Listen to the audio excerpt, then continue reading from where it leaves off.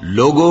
اپنے پروردگار سے ڈرو جس نے تم کو ایک شخص سے پیدا کیا، یعنی اول اس سے اس کا جوڑا بنایا، پھر ان دونوں سے کثرت سے مرد و عورت پیدا کر کے روئے زمین پر پھیلا دیے، اور اللہ سے ڈرو جس کے واسطے سے تم ایک دوسرے سے حقوق کا مطالبہ کرتے ہو، اور قطع رحمی سے بچو، کچھ شک نہیں کہ اللہ تمہیں دیکھ رہا ہے، اور یتیموں کا مال جو تمہاری تحویل میں ہو ان کے حوالے کر دو، اور ان کے پاکیزہ اور عمدہ مال کو اپنے ناقص اور برے مال سے نہ بدلو،